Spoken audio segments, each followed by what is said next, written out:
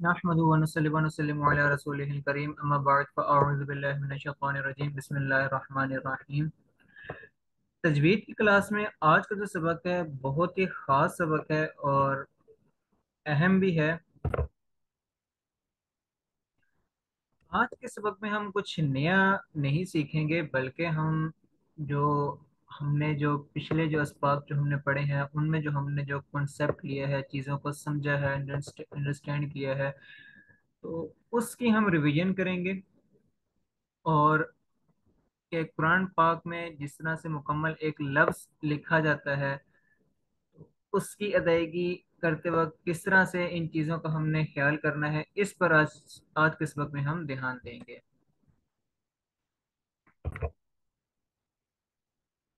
पिछले असबाब का थोड़ा सा आपको मैं फीडबैक दे देता हूँ, और बाकी हमारे चैनल पर पूरी प्लेलिस्ट मौजूद है और आप वहाँ से दोबारा वो वीडियोस आप देख भी सकते हैं।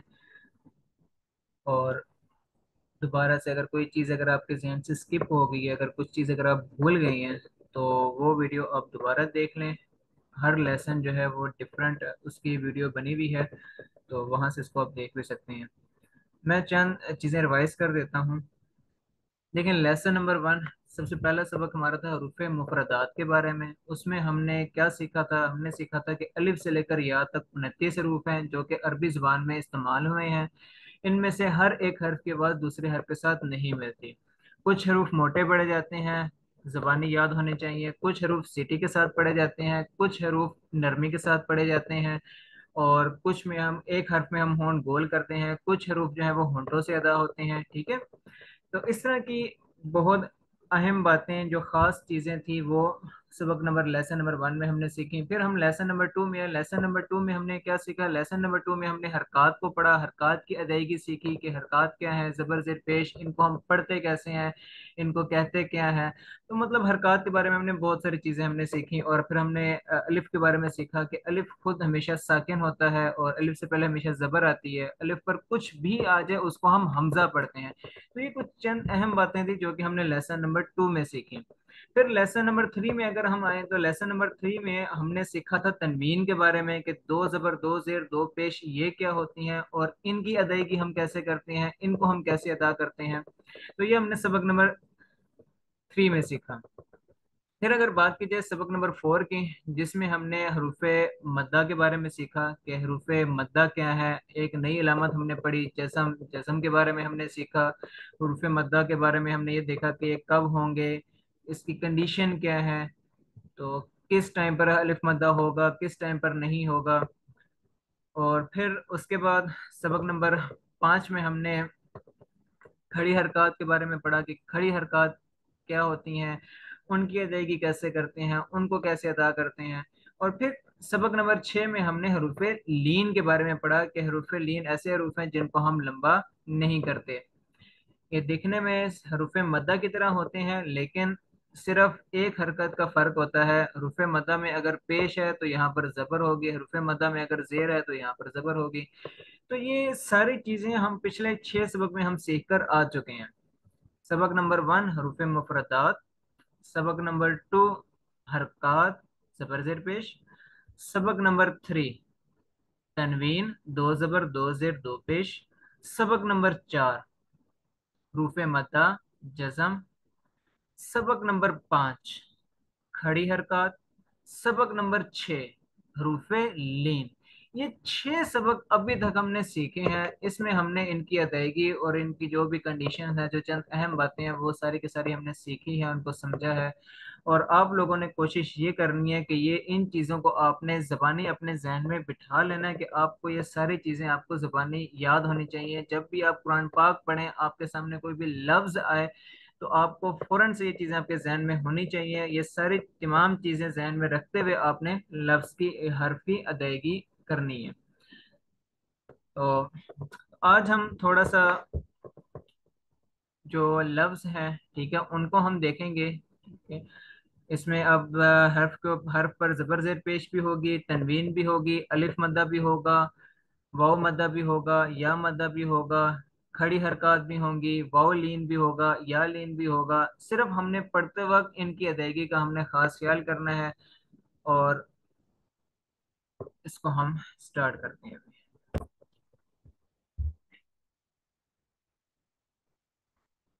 चले, अब हम शुरू करते हैं। तो सिर्फ हम लफ्ज़ों में हम देखेंगे, ध्यान रखेंगे इस चीज़ का कि अलिफ मद्दा कहाँ है, वाव मद्दा किधर है, या मद्दा किधर है, वाव लीन कहाँ होगा, या लीन कहाँ होगा। मतलब आपने इस चीज़ का ख्याल करना है कि कहाँ लफ्ज़ को आपने मोटा पढ़ना है, कहाँ बारीक पढ़ना है, कहाँ आपने आवाज़ में नरमी करनी है, और तब आपने सिटी वाली आवाज़ निकालनी है, और किसको लंबा करना है और किसको लंबा नहीं करना है। ये बड़ी ही अहम चीज़ें होती हैं कि अक्सर औकात हम ध्यान किए बगैर हम पढ़ देते हैं, और सम टाइम ऐसा होता है कि हर्फ को वहाँ पर लंबा करना होता है लेकिन हम वहाँ पर लंबा नहीं करते, और सम टाइम ऐसा होता है कि हर्फ को लंबा नहीं करना होता, हम वहाँ पर उसको उसके आवाज़ को हम खींच रहे होते हैं। और इस चीज़ की हमें खुद को भी नहीं समझ आ रही होती कि हमारी आवाज़ जो है, हम आवाज़ को हम लंबा खींच के हम पढ़ रहे हैं। तो इसलिए थोड़ा सा खुद पढ़ते वक्त आपने अपनी आवाज़ पर आपने ध्यान रखना है कि कहीं आपकी आवाज़ लंबी तो नहीं हो रही, क्या यहाँ पर हर्फ को लंबा करके पढ़ना भी है कि नहीं पढ़ना।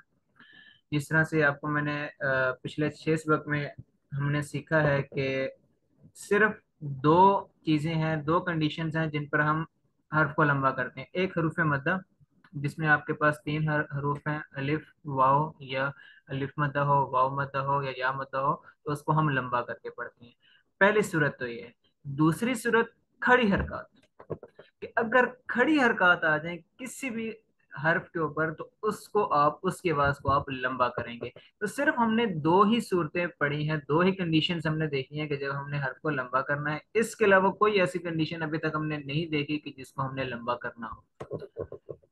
तो इसलिए वो सारी चीजें आपके माइंड में होनी चाहिए कि अलिफ मद्दा कहाँ होगा, वाव मद्दा कहाँ होगा, या मद्दा कहाँ होगा, और फिर लीन का भी पता होना चाहिए क्योंकि लीन में हम लंबा नहीं करते। वाव लीन कहाँ होगा, या लीन कहाँ होगा। रिपीट करने का मकसद सिर्फ ये है कि बस आपको ये सारी की सारी चीजें याद होनी चाहिए। चलें शुरू करते हैं। अब सबसे पहला हर्फ है। अब इसमें आप ध्यान कर सकते हैं कि पहला हर्फ लिखा हुआ है इसमें कॉफ, उसके बाद है अलिफ, फिर है लाम। अब अगर ध्यान किया जाए तो सबसे पहले तो अगर हम हरूफ मुफरदात में से अगर बात करें तो कॉफ जो है ये मोटा हरूफ है, हरूफ मुस्तालिया में से है, ठीक है। तो यहाँ पर कॉफ की आवाज मोटी होगी। और दूसरी बात कि देखें, कॉफ पर जबर है और साथ अलिफ है, तो यहाँ पर अलिफ मद्दा होगा क्योंकि अलिफ से पहले जबर आ गया, तो यहाँ पर अलिफ मद्दा होगा। और जहाँ पर अलिफ मद्दा होता है तो वहां पर आवाज को हम लंबा करके पढ़ते हैं, एक अलिफ के बराबर हम लंबा करते हैं। और आगे अगर आप लाम पर देखें तो लाम पर सिर्फ जबर है, तो लाम की आवाज लंबी नहीं होगी। तो मैं दोनों तरीकों से पढ़ूंगा, मैं इसको तोड़ के साथ भी पढ़ूंगा, ये करके भी पढ़ूंगा, और इसको मैं जोड़ के साथ भी पढ़ूंगा। आपने ध्यान से सुनना है और ध्यान रखना है आवाज पर। ऑफ अलिफ जबर कौ, लाम जबर ला, कौला। अब देखें, आप ध्यान करें कि कौफ की आवाज जो है वो लंबी होगी, मतलब इस पर हम अलिफ मद्दा कर रहे हैं, जबकि लाम की आवाज को हम लंबा नहीं करेंगे, जैसे कौला, ठीक है। अब कुछ लोग ना ध्यानी में एहतियात किए बगैर गलती से लाम को भी साथ लंबा कर, वो देखते हैं कि पिछला हर्फ लंबा हुआ है, ठीक है, उसकी आवाज लंबी की है, तो अगले हर्फ की भी आवाज को लंबा कर लेते हैं, जिस तरह कॉल। हम देखें कॉल, ये टोटली डिफरेंट लफ्ज है, ठीक है। कॉल। अब लाम पर यहाँ पर खड़ी जबर जाहिर हो रही है, या अलिफ मद्दा यहाँ पर जाहिर हो रहा है, जो कि यहाँ पर तो नहीं है, यहाँ पर तो सिर्फ जबर है। जबर जेर पेश की आवाज को तो हम नहीं लंबा करते। तो इसलिए पढ़ते वक्त इन चीजों का ख्याल करना है कि पढ़ने से पहले ध्यान से लफ्ज को देखना है, फिर इसको अदा करना है। तो एक दफा इसको मैं जोड़ के साथ भी पढ़ देता हूँ। कॉल। अगला लफ्ज देखें। अब सौद है, इसको हम मोटा पढ़ेंगे, हरफ मुस्तालिया में से है। और रॉ के बारे में आपको मैंने बताया था कि अगर रॉ पर जबर और पेश हो तो रॉ को हम मोटा पढ़ते हैं, और अगर रॉ के नीचे जेर हो तो इसको हम बारीक पढ़ते हैं। इसकी मजीद डिटेल हम सबक नंबर 15 में सीखेंगे, लेकिन फिल वक्त आपने इतना याद रखना है कि रॉ पर अगर जबर या पेश हो तो रॉ को हमने मोटा पढ़ना है, और अगर जेर हो तो उसको हमने बारीक पढ़ना है। तो यहाँ पर रॉ को भी हम मोटा पढ़ेंगे, और साथ देखें रॉ के ऊपर जबर है, साथ अलिफ है, तो यहाँ पर अलिफ मद्दा हो रहा है। अलिफ मद्दा हो रहा है तो इसको हम लंबा करेंगे। फिर आगे तौ पर जबर है, और तौ हरूफ मुस्तालिया में से है, तो तौ की आवाज भी मोटी होगी। यहाँ पर स्वाद की आवाज भी मोटी है, रॉ को भी हम मोटा पढ़ेंगे और तौ को भी हम मोटा पढ़ेंगे। तीनों की आवाज जो है यहाँ पर पुर होगी, मतलब मोटी आवाज आएगी। तीनों मोटे हरूफ हैं यहाँ पर।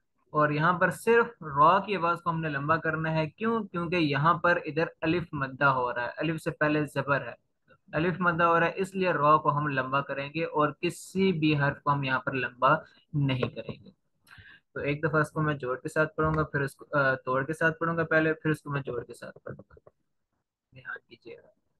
सॉद जेर सी, रॉ अलिफ जबर रॉ, सी रॉ, ओ जबर तो, सी रॉ तो। क्या लफ्ज है? सिरात।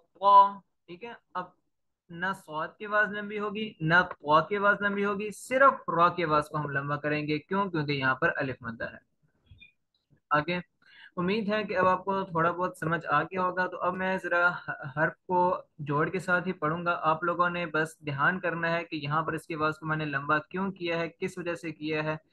तो इस चीज को आपने खुद ध्यान से देखना है कि यहाँ पर अलिफ मद्दा हो रहा है, यहाँ पर वाव मद्दा हो रहा है, यहाँ पर या मद्दा है। तो इन चीजों पर अब आप थोड़ा सा ध्यान दीजिएगा। हाजा, दोनों को हम लंबा करेंगे। हा के ऊपर खड़ी जबर है और आगे अलिफ मद्दा है। लालिका, कानू। अब यहाँ पर देखें काफ पर जबर है, उसके साथ अलिफ लिखा हुआ है, तो अलिफ से पहले जबर है, तो यहाँ पर अलिफ मद्दा होगा। ठीक है। और आगे देखें वाव के ऊपर जज़म है, वाव साकिन है, उससे पहले हर्फ पर पेश है, तो वाव मद्दा होगा। अलिफ मद्दा और वाव मद्दा। तो अलिफ मद्दा को भी हम लंबा करके पढ़ते हैं और वाव मद्दा को भी हम लंबा करके पढ़ते हैं, इसलिए दोनों को हम लंबा करेंगे। काफ को भी हम खींचेंगे, काफ की आवाज को भी हम खींचेंगे, और साथ नून की आवाज को भी हम खींचेंगे। ठीक है। कानून, कौलू। अच्छा, इस तरह के लफ्ज के साथ ये जो आगे जो अलिफ लिखा होता है ना, ठीक है, जिस पर कुछ भी नहीं है, तो इस अलिफ को हम इग्नोर करते हैं, टोटली इग्नोर करते हैं। मतलब अलिफ का ना आपने नाम लेना है, ना हिज्जे करते वक्त आप इसका नाम लेंगे, ठीक है, और ना ये अलिफ यहाँ पर पढ़ा जाएगा। तो इसका मकसद क्या है, ये भी आप आखिरी सबक में आप समझ सीखेंगे कि ये अलिफ क्यों लिखा जाता है, किस वजह से लिखा जाता है, और कहाँ कहाँ ये अलिफ आता है। ठीक है।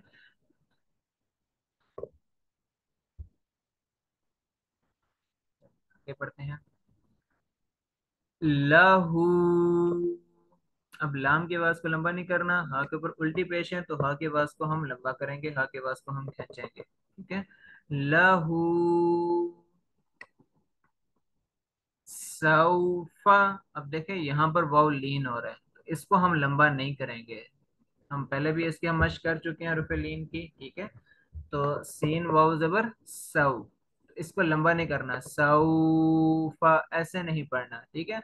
रुफे लीन है, इसको हम रुफे मद्दा की तरह लंबा नहीं करते, तो इसको हमने नरमी के साथ अदा करना है और लंबा नहीं करना। सौफा कौलुन फीही नूहीही। लफ्ज का ध्यान रखना है, पहले हा है फिर हा है, और दोनों की आवाज वाजिया होनी चाहिए, क्लियर होनी चाहिए कि पहले आप हा पढ़ रहे हैं फिर आप हा पढ़ रहे हैं। वाव मद्दा है, यहाँ पर या मद्दा है, और आखिर में हा के नीचे सिर्फ जेर है। नून की आवाज को भी हम खींचेंगे, लंबा करेंगे, आगे हा की आवाज को भी हम खींचेंगे, और हा की आवाज को हम लंबा नहीं करेंगे क्योंकि इस पर सिर्फ जेर है। तो आवाज सही निकालनी है, हा की और हा की दोनों की आवाज में फर्क रखना है। हा जो है हलक के दरमियान से, और हा जो है ये हलक के नीचे से, ठीक है। नू ही पी ही। अब इसमें अक्सर अक्सरियत जो गलती करती हैं वो क्या गलती करते हैं, वो बा को लंबा कर देंगे, हा को लंबा नहीं करेंगे, इसको यूं पढ़ देंगे बी ही। देखिए टोटली मायने ही बदल जाएंगे। अब अगर इसको पढ़ा जाए बी ही, तो बा के नीचे खड़ी जेर जाहिर हो रही है और हा के नीचे सिर्फ जेर जाहिर हो रही है, जो कि टोटली गलत है, टोटली अपोजिट है। यहाँ पर अगर आप देख सकते हैं कि बा के नीचे सिर्फ जेर है और हा के नीचे खड़ी जेर है। तो लेकिन बेख्याली में ये चीजें, इस तरह की गलतियां हो जाती हैं। तो इसलिए बार बार मोटिव यही होता है, मकसद यही होता है कि आप जब भी लफ्ज को पढ़ें, जब भी हर्फ को पढ़ें, ध्यान से देखकर पढ़ें कि जबर है, जेर है या पेश है। तो लफ्ज पर ध्यान करें फिर पढ़ें। जल्दबाजी बिल्कुल नहीं करनी चाहिए। और ये अल्लाह पाक का भी इरशाद है कुरान पाक में कि वरत्तिलिल कुरआन तरतीला। और इस किताब को मतलब कुरान मजीद को खूब ठहर ठहर के पढ़ो। अब खूब ठहर ठहर के पढ़ने का मतलब क्या है कि इसको बिल्कुल आराम के साथ, मतलब हर चीज का ख्याल किया जाए, तजवीद का ख्याल किया जाए और फिर इसको पढ़ा जाए। तो इसलिए कुरान पाक पढ़ते वक्त तेज बिल्कुल नहीं पढ़ना, ठहर ठहर के पढ़ना है। इससे गलतियों के चांसेस बहुत कम हो जाएंगे और इंशाल्लाह ताला आप अपनी इस्लाह भी कर सकेंगे। चलिए आगे बढ़ते हैं। लैसा बैना अज़ाबन मताअन वग़ा शकूरन गफूरन दावूदा खौफिन यौमिन क़ीला हीला रुसुलिही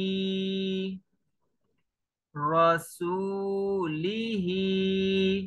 देखिए दोनों लफ्जों में बहुत बड़ा फर्क है। यहाँ पर है रुसु और ये है रसू। यहाँ पर वाव मद्दा है जबकि यहाँ पर वाव मद्दा नहीं है, तो इसको लंबा नहीं करेंगे। यहाँ पर सीन को हमने लंबा नहीं करना, यहाँ पर हम सीन को लंबा करेंगे क्योंकि यहाँ पर वाव मद्दा हो रहा है, ठीक है।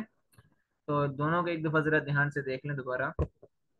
रुसुलिही, और यहाँ पर वाव के ऊपर पेश है तो पेश की आवाज वाजिया होनी चाहिए, क्लियर होनी चाहिए कि सुनने वाले को पता लगे कि आप पेश पढ़ रहे हैं, ना कि सुनने वाले को यूं सुनाई दे कि आप जुबर पढ़ रहे हैं। तो तरीका क्या है पेश पढ़ने का, हम ऑलरेडी हम सीख चुके हैं कि आपके होंठ गोल होने चाहिए। जब भी पेश पढ़ी जाए या वाव पढ़ा जाए तो उस पर होंठ गोल होने चाहिए। जब होंठ गोल होंगे तो पेश की आवाज, वाव की आवाज बिल्कुल परफेक्ट सही निकलेगी। रुसुलिही रसूलिही इलैहि अलैहि। अब देखिए दोनों लफ्जों में फर्क है। यहाँ पर हमजा है और हमजा के नीचे जेर है, और यहाँ पर आइन है और आइन के ऊपर जबर है, तो आइन की आवाज वाजिया होनी चाहिए। अब इसको अलैहि नहीं पढ़ना, अक्सर लोग इसको पढ़ते हैं अलैहि। ये आ लफज नहीं है, आ लफज है, ठीक है। आइन के साथ आइन की आवाज निकलनी चाहिए, अलैहि, ठीक है। अलैहि अगर पढ़ेंगे तो देखें इसमें हमजा की आवाज वाजिया हो रही है। तो अब क्या होगा कि अगर आप अलई ही पढ़ देंगे तो यहाँ पर हमजा की आवाज वाजिया हो रही है, तो सुनने में यूं सुनाई देगा कि जैसे आपने यहाँ पर हमजा पढ़ा है। तो उससे लफ्ज का मायना बदल जाएगा, और जैसे ही इसके मायने बदलेंगे तो उससे आयत के भी मायने बदल जाएंगे। तो इसलिए ये छोटी छोटी जो गलतियां होती हैं इनसे एहतियात करनी चाहिए, ध्यान करके पढ़ना चाहिए। आवाज का खास ख्याल रखना चाहिए। तो ये हमजा है और यहाँ पर आइन है, तो यहाँ पर सिर्फ हमजा की आवाज आएगी और यहाँ पर आइन की आवाज आएगी। इलैहि, अलैहि, सवाबन, मआबन, सलातन, ज़कातन। अब इन दो लफ्जों में अगर आप देखें तो यहाँ पर पहला हर्फ तो सौद है, सौद को हम मोटा पढ़ेंगे। आगे देखें, आगे लाम के ऊपर खड़ी जबर है और आगे वाव लिखा हुआ है, लेकिन वाव पर कुछ भी नहीं है। तो ख्याल करना है कि जब हर्फ के ऊपर कुछ भी नहीं होता तो उस हर्फ को नहीं पढ़ा जाता। अब यहाँ पर सिर्फ लाम पढ़ा जाएगा और लाम के ऊपर खड़ी जबर है बस। उसके बाद कौन, अगला कौन सा हर्फ है? अगला हर्फ है ता, जिस पर दो जबर है, तो वो पढ़ा जाएगा। वाव यहाँ पर बिल्कुल भी नहीं पढ़ा जाएगा। तो इसलिए इस तरह के लफ्जों में कंफ्यूज नहीं होना, परेशान नहीं होना कि यहाँ पर लाम भी लिखा हुआ है, वाव भी लिखा हुआ है, तो यहाँ पर तो लाम की आवाज भी आनी चाहिए, वाव की आवाज भी आनी चाहिए, तो कैसे हम अदा करेंगे, कैसे पढ़ेंगे? तो देखें, जिस हर्फ पर कोई हरकत ना हो, कुछ भी ना हो, ना जबर हो, ना जेर हो, ना पेश हो, कुछ भी ना हो, तो उस हर्फ को हम नहीं पढ़ते, सिवाय अलिफ के। अलिफ, तीसरे सबक में आपको मैंने बताया था कि अलिफ हमेशा खुद साकिन होता है, अलिफ हमेशा खाली होता है और उससे पहले हमेशा जबर आती है। ठीक है, तो अलिफ पढ़ा जाता है जब उससे पहले जबर आए। इसके अलावा अलिफ भी नहीं पढ़ा जाता, अगर उससे पहले दो जबर हो या कुछ भी, कोई भी हरकत हो, अलिफ नहीं पढ़ा जाता है। ठीक है, तो इस तरह के बहुत सारे हरूफ होते हैं। जिस तरह के एक लफ्ज आगे भी आएगा, उलाइका, ठीक है, तो उसमें वाव लिखा हुआ है लेकिन वाव के ऊपर कुछ भी नहीं है। तो ऐसे हरफों को हम नहीं पढ़ते होते हैं। जिस हर्फ पर कोई इलामत हो, कुछ हो, तो उसकी उसको हम पढ़ते हैं। अगर किसी हर्फ पर अगर कोई भी इलामत नहीं है तो उसको हम नहीं पढ़ेंगे। तो इनको, इस तरह के लफ्जों को देख के घबराना नहीं है। चलें, पढ़ते हैं हम। सलातन, ज़कातन, रसूलिन, महफूजिन, मकामुहु,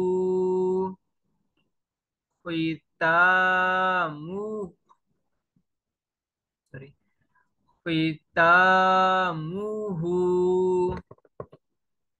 ठीक है, अब इसमें देखें, खा की आवाज जो है वो मोटी है, जबकि ता आगे बारीक है, मीम भी बारीक है और हा भी बारीक है, तो खा की आवाज को हम मोटा निकालेंगे। तो ये तो चंद अल्फाज थे जो कि यहाँ पर आपके सामने हैं, जिसमें हमने ख्याल किया है कि, देखा है, ध्यान किया है कि किसको लंबा करें, किसको नहीं करें। तो इसके अलावा इस तरह के बेशुमार अल्फाज हैं, बेशुमार लफ्ज हैं। तो आप मजीद आप उनकी भी प्रैक्टिस कर सकते हैं। जितने ज़्यादा लफ्ज़ों की आप प्रैक्टिस करेंगे, लेकिन ध्यान किस चीज़ का करना है? ध्यान करना है ज़बर ज़ेर पेश की आवाज़ का, दो ज़बर दो ज़ेर दो पेश की आवाज़ का, हरूफ मद्दा का, खड़ी हरकत का और हरूफ लीन का। क्योंकि अभी तक आपने यही चीज़ें ही सीखी हैं, इसके अलावा अभी तक आपने कोई और चीज़ नहीं सीखी। तो इसलिए अभी तक आपने इन्हीं चीज़ों का ही आपने ख्याल करते वक्त आपने लफ्ज़ की अदायगी करनी है। अब इस देखें, अब यहाँ पर लफ्ज़ में है क्या बेसिकली? अब ये सारी चीजें कंबाइन है यहाँ पर। कहीं पर या लीन हो रहा है, कहीं पर वाव लीन हो रहा है, कहीं पर अलिफ मद्दा, कहीं पर वाव मद्दा, कहीं पर या मद्दा, कहीं पर हर्फ मोटा है, कहीं पर हर्फ बारीक है, कहीं पर ऐसा है कि एक हर्फ मोटा है, साथ दूसरा हर्फ बारीक है, फिर तीसरा हर्फ दोबारा मोटा है। तो मतलब इस तरह से लफ्जों में उतार चढ़ाव है, मतलब ऊंच नीच आ रही है कि हर्फ एक मोटा है, एक बारीक है, फिर तीसरा मोटा है, फिर चौथा बारीक है, फिर एक पर जबर, दूसरे पर जेर, एक को लंबा कर रहे हैं, दूसरे को नहीं कर रहे। तो मतलब लफ्जों में आप बेसिकली इस चीज को आप सीख रहे हैं, आप रवानगी की तरफ आ रहे हैं कि किस तरह से आप जो है रवानगी के साथ आप लफ्ज को अदा कर सकते हैं कि एक ही लफ्ज के अंदर हरूफ मद्दा भी हो, हरूफ लीन भी हो, मोटे अल्फाज भी हो, तो उनको आप किस तरीके से अदा कर रहे हैं। तो बेसिकली इसकी प्रैक्टिस है इस सबक में। तो आपने कोशिश ये करनी है कि इस सबक से रिलेटेड और भी बहुत सारे अल्फाज हैं, ठीक है, तो उनकी भी आप प्रैक्टिस करें। बल्कि मैं एक और कुछ अल्फाज और आपके सामने मैं शेयर कर देता हूँ। तो वहां पर आप वीडियो को थोड़ी देर के लिए आप पॉज कर लीजिएगा, और उन अल्फाज को आपने खुद से प्रैक्टिस करनी है, आपने खुद से ऑब्जर्व करना है, खुद से ध्यान करना है कि क्या इसको लंबा करेंगे कि नहीं करेंगे।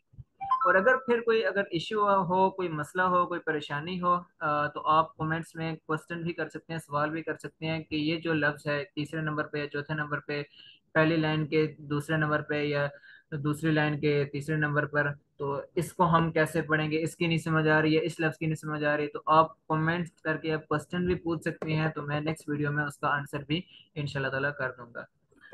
तो मैं आपके सामने एक और स्क्रीन भी शेयर कर देता हूँ, ताकि आप वहाँ से आप अल्फाजों को आप देख लें और उसकी आप लोग खुद से प्रैक्टिस करें।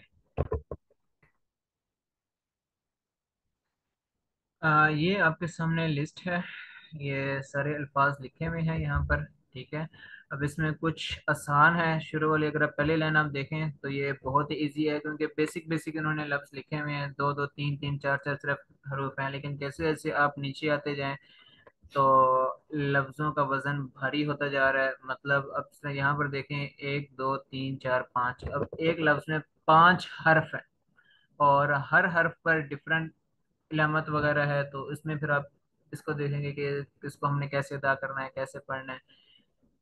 तो उम्मीद करता हूँ कि आप लोग इसकी प्रैक्टिस करेंगे, और अगर आप लास्ट लाइन पर हैं तो लास्ट लाइन पर फिर और थोड़ी सी डिफिकल्टी आ रही है, मतलब लफ्ज थोड़ा सा और मुश्किल हो रहा है, क्योंकि अभी आपने सिर्फ जहन में पिछले 6 सबक ही रखने हैं और किसी चीज़ को अपने जहन में नहीं रखना। बाकी हम आगे भी हम इसके बाद हम शत के बारे में सीखेंगे, फिर हम कलकले को हम सीखेंगे, फिर नून सेकंड और तनवीन के कुछ कायदे हैं उनकी आवाज़ को हम सीखेंगे। तो अब भी सीखने के लिए बहुत कुछ है, अभी जस्ट हमारे 6 सबक हमारे हुए हैं, तो ऑलमोस्ट तकरीबन हमने 16 to 17 सबक हैं तजवीद के, जो कि हमने इंशाल्लाह ताला इस कोर्स में हमने मुकम्मल करने हैं।